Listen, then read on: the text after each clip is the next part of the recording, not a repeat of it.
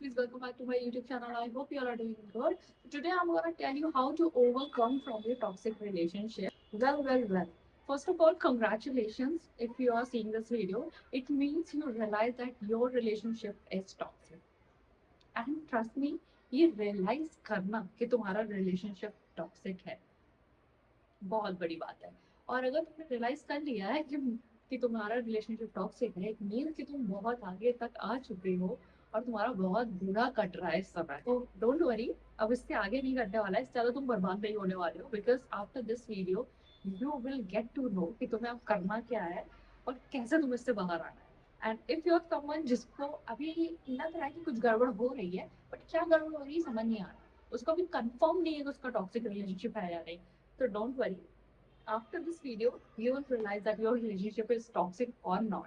In this video, I'm gonna share my experience. That how I was in a toxic relationship, because that was the toxiest relationship I've ever seen. Not even seen, I've experienced it. So I'll share my story, and obviously after seeing this, my relatives will go to my mom and they will say that कि देखो ऐसा है ऐसा है ऐसा ऐसा है. So I don't even care. I already knew about it. But अगर तुम लोग बोलना चाहते हो मेरे रिलेटिव से, यू आर वाचिंग दिस, तो अगर जाकर तुम्हें बोलना है, तमाशा करना है, जो भी करना है करो। बिकॉज कहते हैं ना कि इतना भी जख्म मत दो कि उससे पेन होना बंद हो जाए। तो वो चीज़ है कि आपने ऑलरेडी मेरे पूरा चाइल्डहुड, मेरा हर एक चीज़ बर्बाद कर ही दिया है, तो ना तुम कुछ भी बोलते हैं तो मुझे हंसी और आती है, मुझे ऐसा लगता है बुरा नहीं लगता आपकी। तो ठीक है, but I am here to help you guys. मैं नहीं चाहती कि जो मेरे साथ हुआ वो किसी और के साथ हो। And why I am very vibrant right now, because मुझे ना बहुत प्राउड है उस चीज़ पे।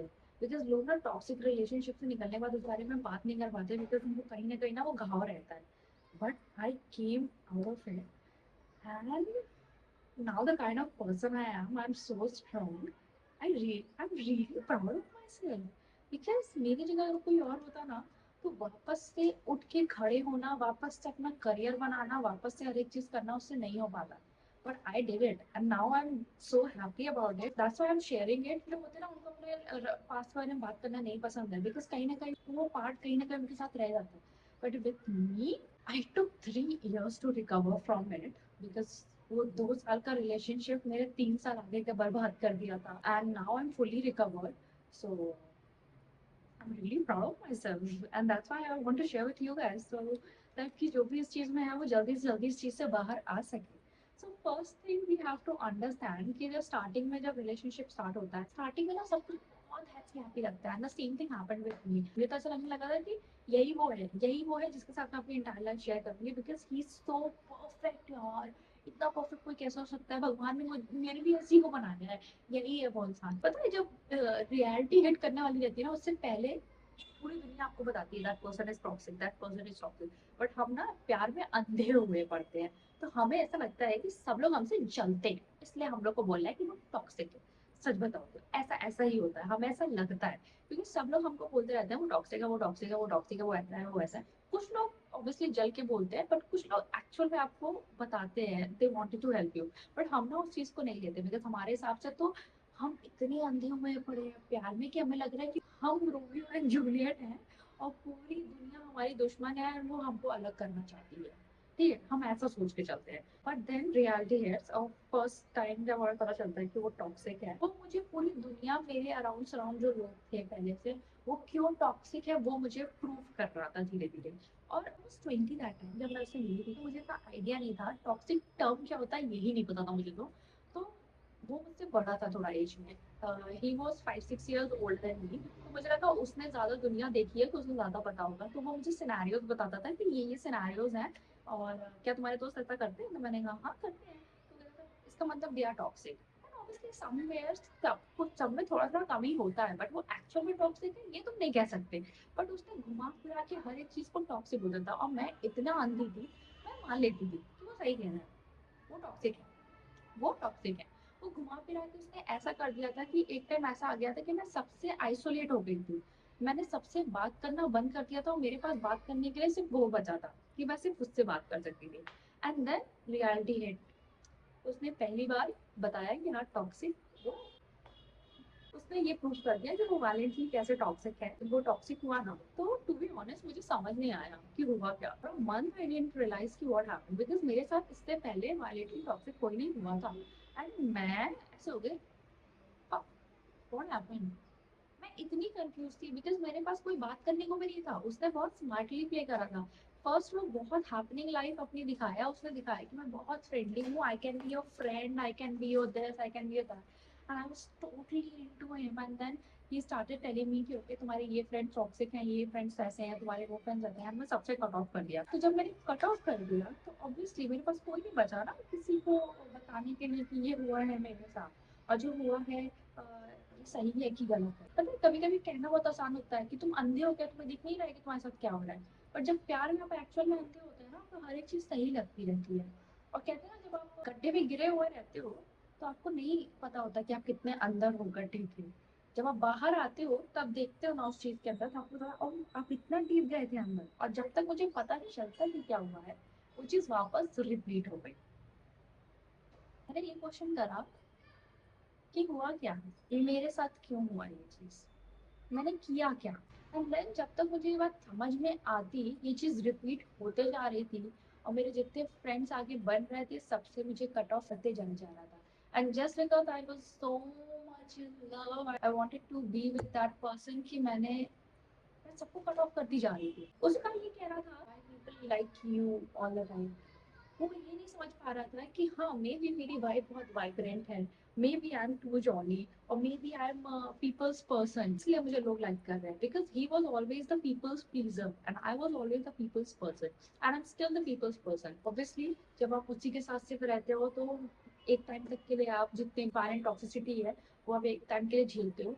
बट एक टाइम के बाद आपका भी लिमिट क्रॉस हो जाती है, एंड देन वहां से शुरू होती है फाइटिंग। और फिर एक टाइम ऐसा आता है कि जो हफ्ते में एक दिन लड़ाई हो रही थी वो हफ्ते में 4 दिन बढ़ती है, फिर वो डेली लड़ाई होती है, फिर दिन भर में 4 बार लड़ाई होना शुरू होती है। फिर एक टाइम ऐसा आता है कि हर समय जब एक दूसरे को देखते हो तो लड़ाई होना शुरू होती है। But at the same time he had doubt on me कि मैं उसे छोड़ के चली जाऊंगी, जो कि मैंने बहुत बार बोला कि हाँ, क्योंकि अब मुझसे इतनी टॉक्सिसिटी बर्दाश्त नहीं हो रही थी। I can not deal with this thing, because रोज रोज लड़ना किसी से, I can not do that. He convince me, no no no no, भी लड़ाई होती थी या जब भी कुछ ऐसा होता था, जब मैं कहती थी कि no now I don't want to be in this relationship, वो मुझे रो रो के कन्विंस करता था, no no no please be with me, I love you, I love you much. And I was so full of time कि मैं ना उस चीज को मान लेती थी। ऐसा मैंने बहुत बार करा। एंड उससे हमेशा ये डाउट रहता था कि मैं उसके ऊपर चीट करूंगी, क्योंकि मैं घंटा कभी नहीं करने वाली थी, because cheating is not in my list. But in the end एक दिन ऐसा हुआ कि मुझे पता चला कि he was cheating on me.